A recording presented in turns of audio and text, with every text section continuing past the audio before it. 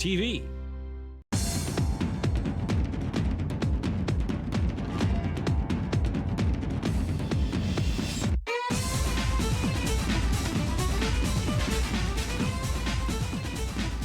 Welcome to Out of the Fog. I'm your host, Lori Lydia Lovelace. And tonight we have a very special episode for you. We have the Janeway Telethon coming up. So we have the president and the CEO along with the Janeway champions in the studio this evening.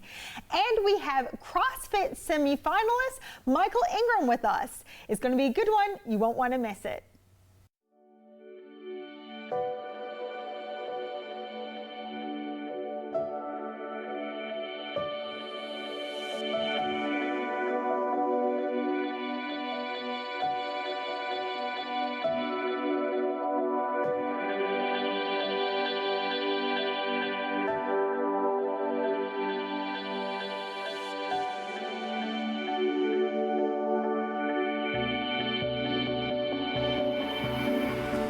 And welcome back. Today I have a guest load of people with me today. We have Rebecca Dutton, who is the president and CEO of the Janeway Foundation, and we have our Janeway champions of this year.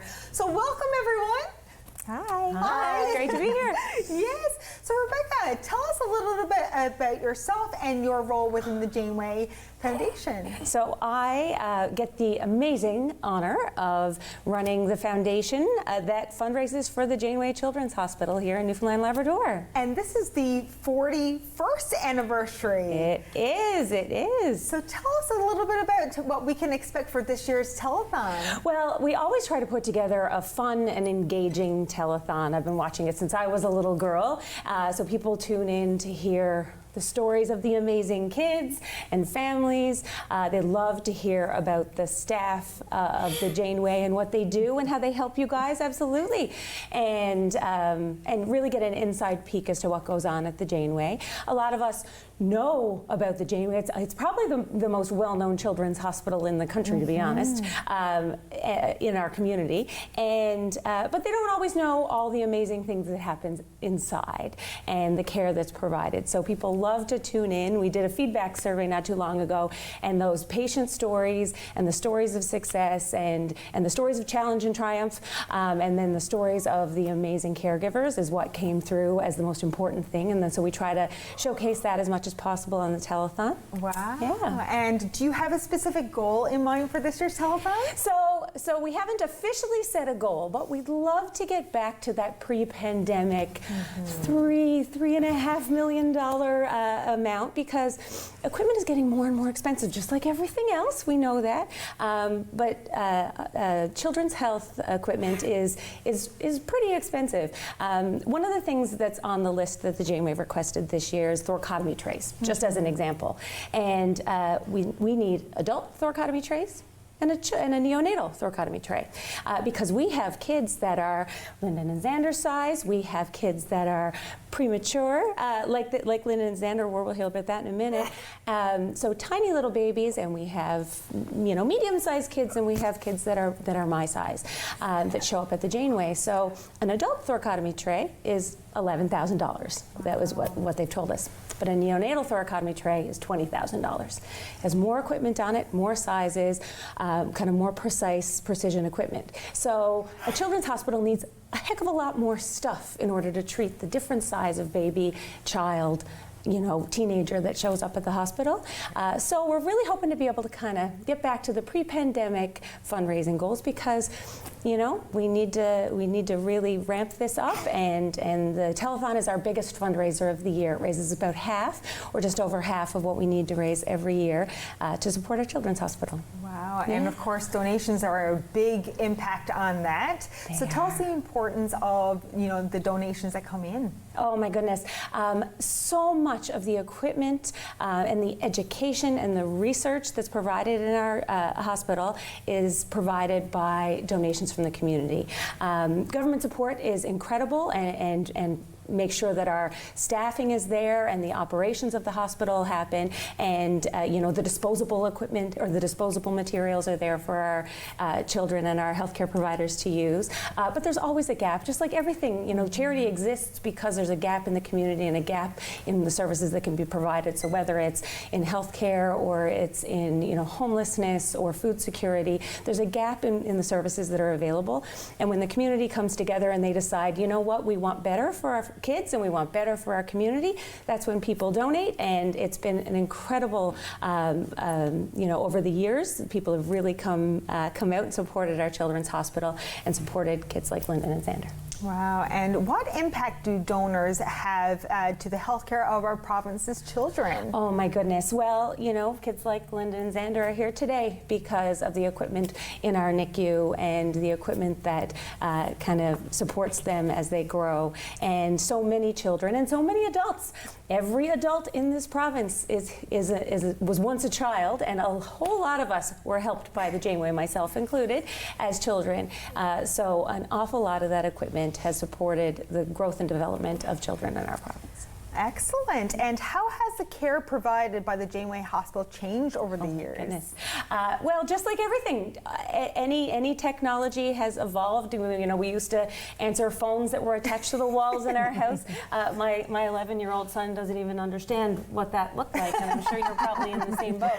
I know what they look like. There you go. Okay. But Xander knows. now mom's got a cell phone in her purse, right? That has access to the internet. So just like that, the equipment in the hospitals has changed dramatically. So we talk about laparoscopic surgery allows a child to have a surgery, very precise, and recover quicker and get back to playing baseball and playing soccer and doing all the fun things that they need to do to grow and develop into healthy children and adults. And of course the stories that come for the Janeway and to make the telethon. So tell us about some of the stories that we can expect this year and how other families can bring their stories to light. Oh yeah, we're going to hear more about Lyndon and Xander's story for sure, and we have a number of other miracle stories. Mackenzie Critch, Jade, Weston, some really spectacular stories that cover a gamut of different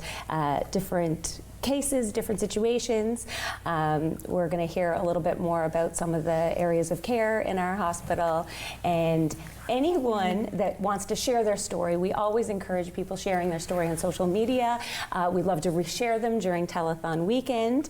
And then go to our website, janewayfoundation.nf.ca. You can click a link to share your story, and we'll reach back out to you and get you more engaged and involved, because it's the stories that people love to hear, and we love to share them. And speaking about stories, we have a very special story about you guys. So you are our champions this year.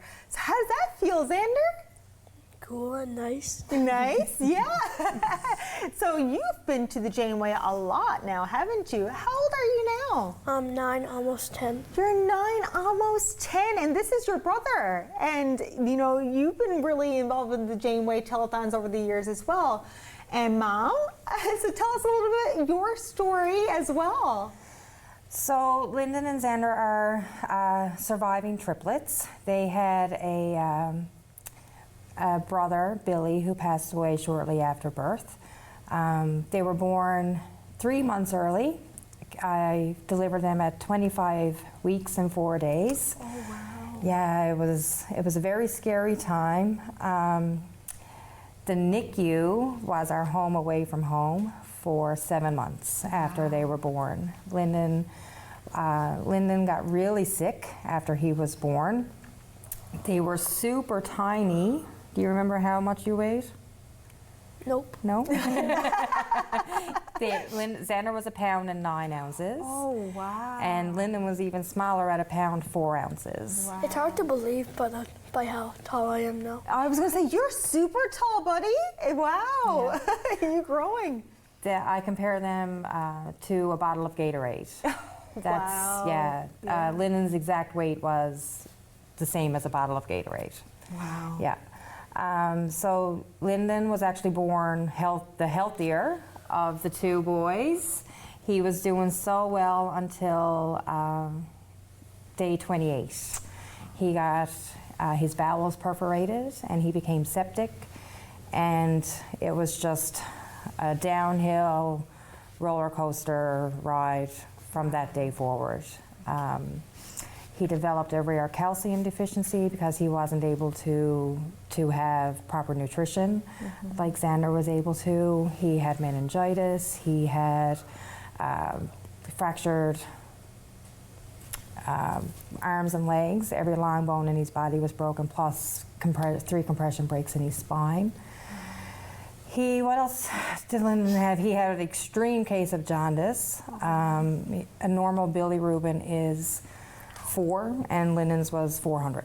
Wow. He was extremely jaundiced. And Mr. Xander here, do you remember? We were talking about it. Yeah. Do you want to tell them? Yeah, I have a heart condition called PDA. It's an open valve that's inside your heart. Oh. And if like any liquids go through, it could cause like problems through your heart. Oh, wow. Yours is very mild. It was severe when he was in the NICU. Yeah. He was having a lot of troubles breathing because of this open valve. The doctors treated him 3 times, but it never fully closed. Oh, wow. So he lives with this. It's stable right now, and it doesn't stop him from playing all the sports that he loves. Oh, that's great. Yeah. So he's followed by cardiology at the Janeway. To keep an eye on that, and if it ever does open up, then he could possibly need surgery. Right. So hopefully that never happens. Yeah, I do not want surgery. No, I can't imagine. But listen, it will be a very, very tiny surgery, Yeah. like super tiny. And you're so brave, so you've been through a lot, so Yeah. this will be nothing, sure. Lyndon can show you how. Absolutely. Yes. Lyndon can show the road. So, the Janeway Telethon has been helpful for a lot of families, including yours. So tell us what the importance of this Janeway Telethon is for your family and for other families just like yourself. Well, the donations that come in because of the telethon provide all the equipment that my boys in particular needed while they were in the NICU for 7 months. Right. Without the equipment in the NICU, I wouldn't have my boys. Right. So the donations are extremely important for the care of my boys and all the children in our province. And what message would you like for other families to know that are probably going through very similar situations that need the Janeway like yourself? You never know when you need the Janeway until you do. It can be a scary place at times, but in my case in particular, the nurses, the doctors, all the therapists, they became like family to us. They helped get me through a lot of really hard days, and I saw the exceptional care that my boys were in. So when I actually went home every night, I knew my boys were in good hands. Yeah. And as scary as it was to walk out that door every day, I knew that I didn't have to worry as much. Yeah. And when I went back every morning, they were there. Wow. They were there. They greeted us with a smile on their faces. They were always just super friendly, and they knew when we needed them and when they needed to take a step back and just give us our space. Amazing people. I call them angels on earth. Yeah. And Rebecca, how does that make you feel? Oh, they are, and that's why I do what I do, and that's why the foundation exists to support them. They are truly angels on earth. They are heroes. They fight for these kids, and they will go to battle for these kids over and over and over again. And the community knows that, and that's why there's so much support for our Children's Hospital, and we hope to see that again this year. Yes. And so where can we view it and get more information this year? So it's June 7th and 8th on NTV and streaming online. You can head to janewayfoundation.nf.ca to find out more. You can make donations starting right now and right up through the telethon. And make donations online, janewayfoundation.nf.ca. You can call our office if you want to get more engaged and involved. If you have a business that you want to get involved, there's lots of ways to do it. It's the community coming together to support the kids, and we're just, giving people the opportunity to make it happen because they're quite literally the future of our province. They're 20% of the population and 100% of the future. So we need to do everything we can to make it as positive and bright as possible. Absolutely. There's so much heart and love in this room right now, and so we wish you all the best for the telethon, and hopefully we'll make the targets this year and more. It would be amazing. Thank you so much for being here, guys. Thank you. Thank you. Xander and everyone, thanks so much for being here. Thanks so much for having us. And we'll be right back after this short break. Your opinion matters, and we want to hear from you. Get in touch with us using our viewer feedback line, your direct connection to shaping the shows you love. It's easy. Just grab your phone, scan the QR code on your screen, and take our quick survey. Share your thoughts, and let's make your viewing experience even better.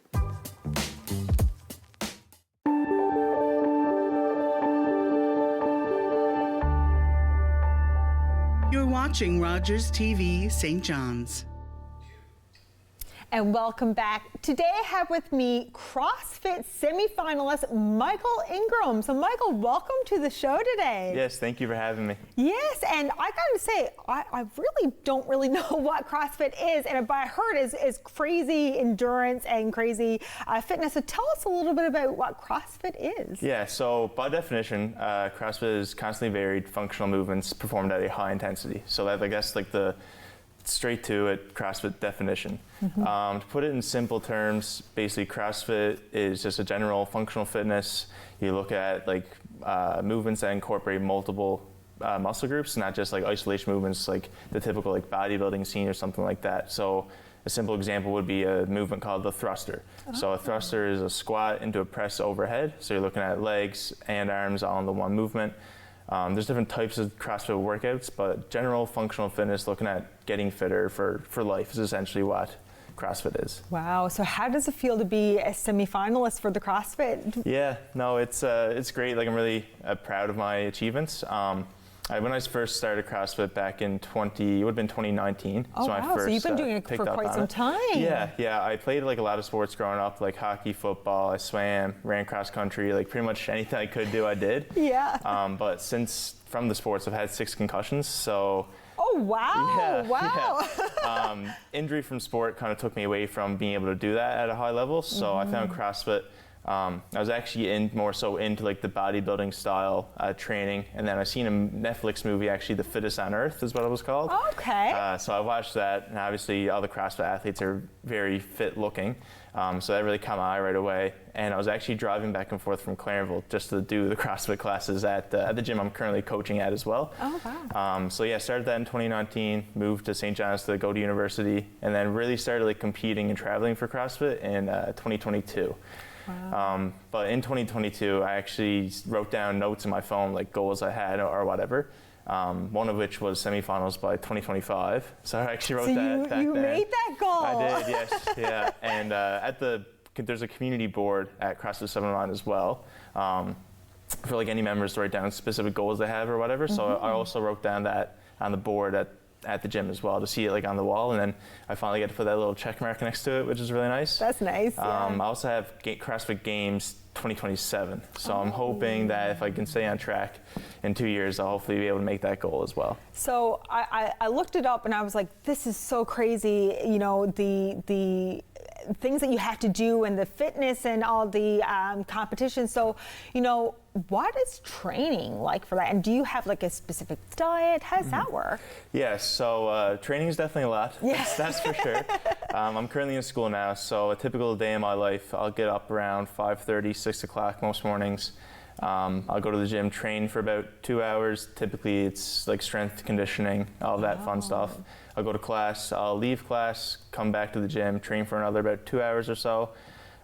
So with all that training obviously comes like supplementation and diet and everything like that. So I'm actually working with a couple people locally here in St. John's to help me get through that stuff. So I'm an ambassador for Alphas, which is a local supplement store just down Elizabeth Avenue. So they help me like with all the extra things that you need to get through that training.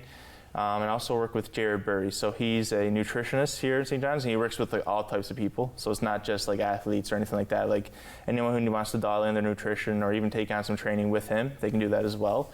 But yeah, he's been helping me. I've been working with him now for almost 2 years. Wow. So he's helped me adjust my nutrition accordingly and get through the training. But I'm looking at, it's about 4 hours per training day.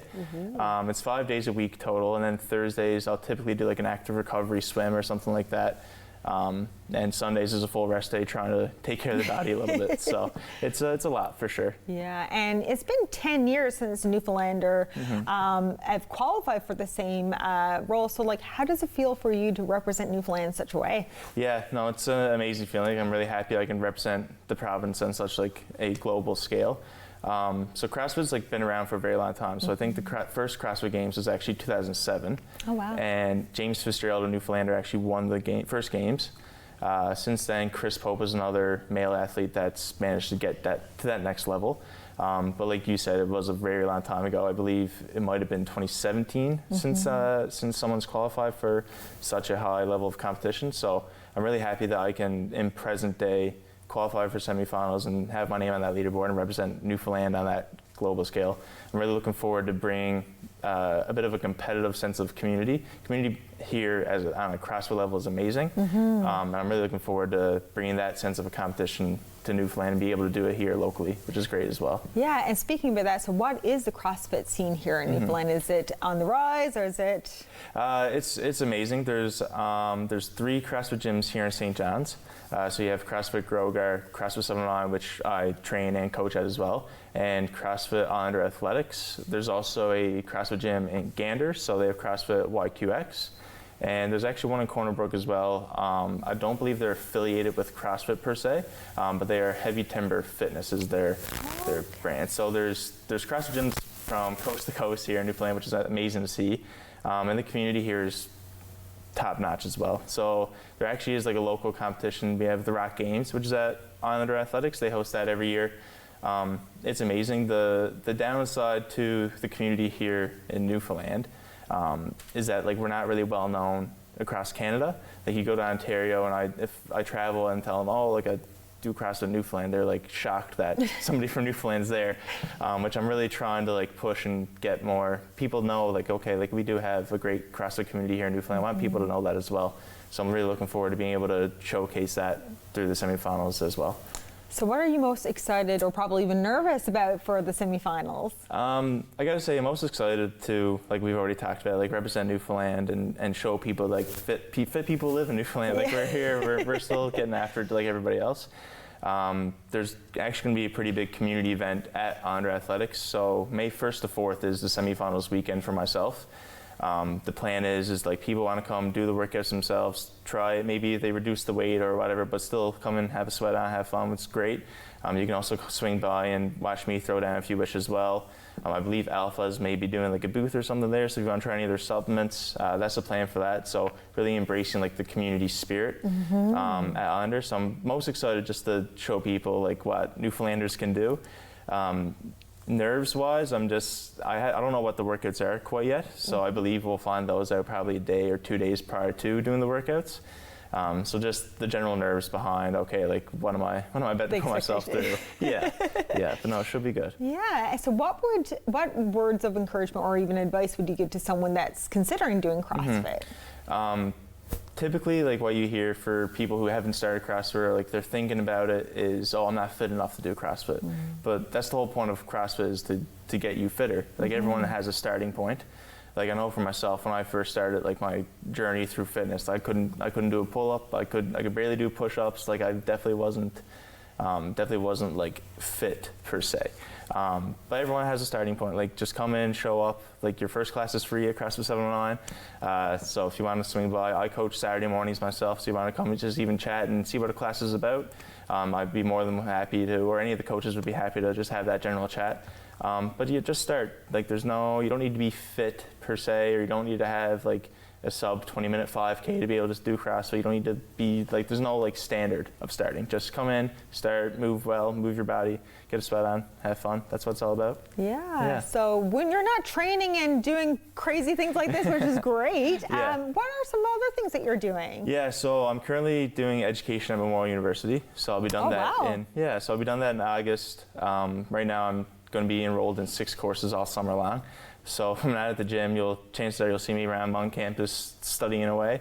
But outside of class and training, I also coach. So I coach Saturday mornings, and we also have CrossFit Kids at the gym as well. Nice. So my weekends are tied up coaching either adults or kids, which I love to do. It's a big passion of mine.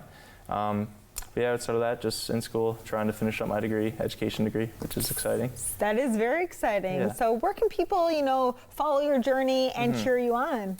Yes, so you can head to On Under Athletics. They're there on Pennywell Road. So I'll be there, and the whole CrossFit community will be there watching, cheering on, doing the workouts themselves, possibly May 1st to 4th, so that weekend. Anyone who wants to come by and see what CrossFit is about, they're definitely more than welcome to. Outside of that, I'll likely be live streaming the events on my Facebook page. So that's just Michael Ingram on Facebook. My Instagram as well, I tend to post general updates and stuff like that to my Instagram. So my Instagram is Michael Ingram 14. So if anyone wants to see kind of where everything's at, they can know how to do that. There's also an online leaderboard for semifinals as well. So you can just search up my name and with the word CrossFit next to it, and you'll see the updates there for sure. Well, Michael, you're a phenomenal human, and we wish you all the success in the semifinals. Yes, thank you very much. And thank you so much for being here today. Thanks for having me. And we'll be right back after the short break.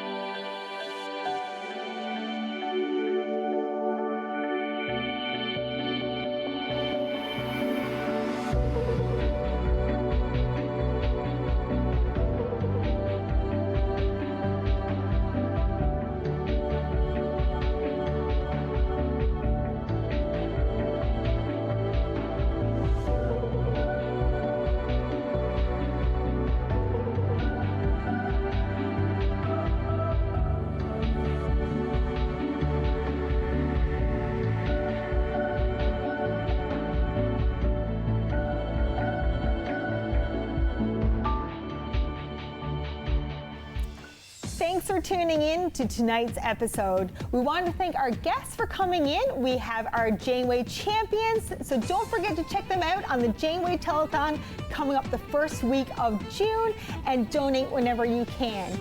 And we wish Michael all the best in the semifinalists for the CrossFit Championship. Until next time, much love.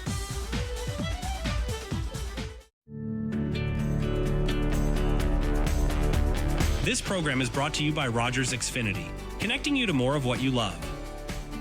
Visit Rogers.com for more details. We want to hear from you. Provide feedback on this show or find out how you can get involved. Call, email us, or scan the QR code to take our quick survey. Trust me, you are not going to want to miss this. Welcome to the little shop of spring magic, where anything is possible. It's magical. 13 pastry prodigies will create stunning sweets. It's extreme. The baker who's got the magic touch. This is taking me back to my childhood. Will win it most magical title of all, Spring Baking Champion. Now that's what I call spring magic. Never stop. Yeah, we gotta have it. We got the magic. I am Gagwege. My name means everything. Tom Longboats. I am Wolf Clan, Onondaga Nation. I've run many different races. I've run to survive and to be free. I've run to win for honor. His people might be lazy, but this one's damn fast. My people respected our runners, people who carried important messages from village to village. I need a guide to the next post. Dispatch carrier, sir. I can get you there. God's sakes, man, slow down. Where do you think I am, Tom Longboat? No, sir. I am. Running makes me feel alive. It's everything. Tom Lambo was the first Indigenous person to win the Boston Marathon. He ran his way to international fame and became an inspiration to generations of athletes. I'm Wendell Clark with a word about winning.